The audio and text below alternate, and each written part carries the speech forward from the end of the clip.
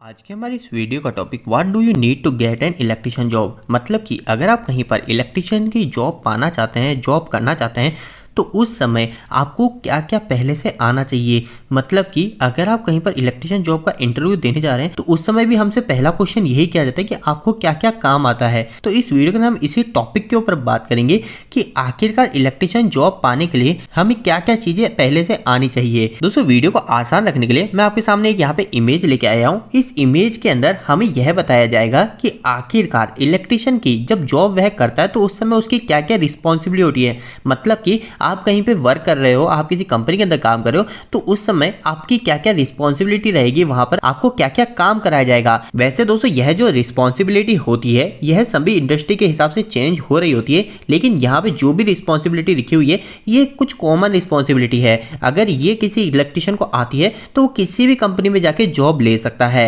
सबसे पहली चीज है दोस्तों, install, maintain and repair electrical control wiring and lighting system. मतलब कि देखो, इलेक्ट्रिशियन का पहला काम क्या होता है, वह काम होता है कि इंडस्ट्री के अंदर जितनी भी मशीन लग रही है उस मशीन के अंदर अगर कुछ भी वर्क है, कोई भी वायरिंग अगर करनी होगी तो वो इलेक्ट्रिशियन को करनी पड़ेगी। अब चाहे वो वायरिंग कंट्रोल की हो, चाहे वो वायरिंग पावर की हो, तो इससे रिलेटेड चीजें इलेक्ट्रिशियन को आनी चाहिए। इसके अलावा इलेक्ट्रिशियन को लाइटिंग सिस्टम का पूरी तरीके से वर्क आना चाहिए। कहीं पर उसे लाइट इंस्टॉल करनी है, लाइट खराब हो गई, उसे मेंटेन रिपेयर करनी है, तो ये सभी चीजें इलेक्ट्रिशियन को आनी चाहिए। इसके अलावा दोस्तों सेकंड चीज यहाँ पे लिखी है, read technical diagram and blueprint. दोस्तों यहाँ पर ये जो सेकंड पॉइंट है इसका मतलब सिंपल सा वही है जो कि आप सभी ने कई बार देखी होगी कि आपकी जो मशीन की ड्राइंग होती है, मशीन के जो डायग्राम बने होते हैं, एक हमारी बुक होती है हर मशीन के साथ में आती है, जिसकी मदद से हम हमारी उस मशीन की पूरी वायरिंग पता कर सकते हैं कि आखिर मशीन कैसे काम कर रही है। तो वो रीड करना आना चाहिए इलेक्ट्रिशियन को। लेकिन दोस्तों यह जो पॉइंट है यह कंपनी टू कंपनी वेरी करता है, यह चीज सभी कंपनी के लिए इंपॉर्टेंट नहीं होती। लेकिन अगर आपको ब्लूप्रिंट पढ़ने आते हैं, इलेक्ट्रिकल के डायग्राम पढ़ने आते हैं,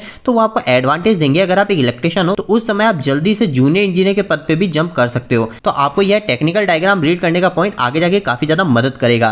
इसके अलावा दोस्तों तीसरा पॉइंट वही पहले पॉइंट से ही मैच खाता है, जो कि है परफॉर्म जनरल इलेक्ट्रिकल मेंटेनेंस।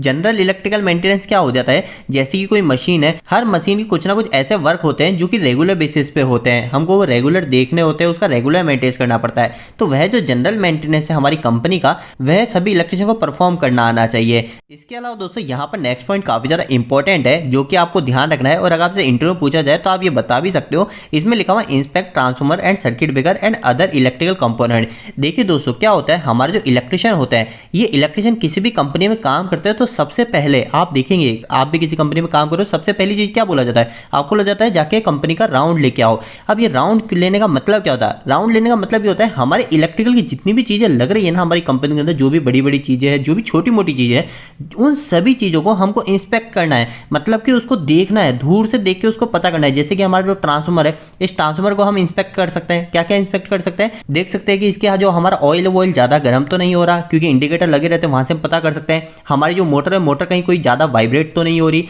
ऐसे कई सारी चीजें हमको देखनी होती है, इंस्पेक्ट करनी होती है। तो इलेक्ट्रिशियन की एक फोर्थ ड्यूटी यह हो जाती है कि वो हमारे जो भी इलेक्ट्रिकल की मशीन है, जो भी हमारा कंपनी है, उसको अच्छे से पहले आके इंस्पेक्ट करे, अच्छे से देखे। इसके बाद में दोस्तों फिफ्थ पॉइंट आ जाता है, trouble shoot electrical issue using appropriate of testing devices. यहाँ पे दोस्तों हमारी दो मुख्य लाइन लिखी हुई है। सबसे पहली चीज, कोई भी हमारी मशीन है, कोई भी हमारा कोई भी प्रॉब्लम आ गई इलेक्ट्रिकली, आप यही समझ लो कि आप फोर्थ पॉइंट करने गए थे, आप इंस्पेक्ट करने गए थे किसी भी मोटर को, ट्रांसफार्मर, किसी को भी करने गए थे, और वहां पे कुछ प्रॉब्लम आ गई। तो प्रॉब्लम आने के केस में क्या होगा, आप उस प्रॉब्लम को सही करोगे ना, तो ट्रबल शूट उसे बोलते हैं, सही करने को ट्रबल शूट बोलते हैं। तो इलेक्ट्रिकल के जो भी इशू है उसे हम ट्रबल शूट कर रहे हैं, तो वह ट्रबल शूट करना आना चाहिए, साथ ही साथ एप्रोप्रिएट टेस्टिंग डिवाइस के द्वारा। मतलब कि जैसे कि जहां पे हमारे मल्टीमीटर की जरूरत है वहां पर हमको मल्टीमीटर चलाने आना चाहिए, जहां पर हमको मेगर की जरूरत है वहां पर हमें मेगर चलाना चाहिए। मतलब कि जहां पर हमें जिस डिवाइस की जरूरत पड़ेगी ट्रबल शूट करते समय, हमारी समस्या को हल करते समय, उस समय जो डिवाइस उपयोग में आ रहा है उस डिवाइस को हमको उपयोग करना आना चाहिए। तो फिफ्थ पॉइंट हमारा यही बोलता है। तो फिफ्थ पॉइंट हमारा इसी चीज को बता रहा है। इसके बारे में दोस्तों सिक्स पॉइंट भी देख लीजिए, जो कि है repair and replace equipment electrical drawing and fixers. मतलब कि दोस्तों हमारी कोई भी मोटर है, अगर वो मोटर खराब है तो उसे हम रिपेयर करना आना चाहिए। अगर वो खराब हो चुकी है, रिपेयर अभी नहीं हो सकती, तो हमें रिप्लेस करना आना चाहिए इक्विपमेंट को। तो यही सेवन पॉइंट हमें बता रहा है कि कोई भी चीज अगर हमारी प्रॉब्लम हो रही है तो हमें उसको फिक्स करना आना चाहिए। इसके बाद में दोस्तों नेक्स्ट पॉइंट आ जाता है, follow national electrical code stand and local building regulation. दोस्तों ये काफी ज्यादा इंपॉर्टेंट है। दोस्तों क्या होता है, हमारी जो मशीन होती है इस मशीन के साथ में आपको पता है ड्राइंग आती है, उसकी ड्राइंग के अंदर हमारे क्या होते हैं, कई सारे सिंबल होते हैं। इसके अलावा हमारे जो हम सभी को पता है हम रेड येलो ब्लू फेज इस तरीके से हमारी वायरिंग करते हैं। तो दोस्तों ये सब चीज़ें क्या है, ये एक स्टैंडर्ड बना हुआ है और ये स्टैंडर्ड हम किससे फॉलो करते हैं, ये हमारे इलेक्ट्रिकल के नेशनल कोड से फॉलो करते हैं। तो ये जो नेशनल कोड है, कहाँ पर कौन सा वायर उपयोग करना चाहिए, किस कलर का वायर उपयोग करना चाहिए, हमारे एमसीबी का सिंबल कैसा होता है, तो ये सब चीज़ें अंडरस्टैंड होनी चाहिए एक इलेक्ट्रिशियन को, ताकि कभी भी वो कुछ भी वर्क करे तो वो एक अच्छे तरीके से फॉलो करते हुए करे, जिसकी वजह से उनके भी काम आसान हो जाए। और साथ ही साथ जिस मशीन को आपने रिपेयर किया, उस मशीन को अगर भविष्य में कोई और दूसरा के इलेक्ट्रिशियन रिपेयर करके जाए तो उसे भी कोई प्रॉब्लम नहीं हुए, क्योंकि हम इलेक्ट्रिकल के कोड को फॉलो कर रहे हैं। तो ये चीज का हमको ध्यान रखना चाहिए। दोस्तों अगर इलेक्ट्रिकल कोड के ऊपर और डिटेल में आप वीडियो चाहते हैं तो आप मुझे कमेंट बॉक्स में कमेंट कीजिएगा। इंडिया में इलेक्ट्रिकल कोड कैसे कौन कौन से उपयोग में आ रहे हैं उसके ऊपर मैं एक डिटेल वीडियो बना दूंगा। और इसके अलावा कई लोगों के मन में यह भी कंफ्यूजन रहता है कि आखिरकार जो रेड वायर है उस रेड वायर में हमें क्या लगाना चाहिए, व्हाइट पे हमको क्या जोड़ना चाहिए, ब्राउन में, ब्लू में, ऐसे कई तरीके के वायर होते हैं। तो उसमें हमारी कौन सी सप्लाई जुड़ेगी, इसके ऊपर मैंने एक डिटेल वीडियो बना रखा है। अगर आप वो वीडियो देखना चाहते हैं तो इसी वीडियो के एंड स्क्रीन में आपको मिल जाएगा, आप वहां से वो वीडियो जाके देख लीजिएगा। इसके बाद में दोस्तों नेक्स्ट पॉइंट भी हमारा बाकी पॉइंट से मिलता जुलता है, जो कि हमारा सर्किट ब्रेकर के लिए लिखा हुआ है स्पेशली।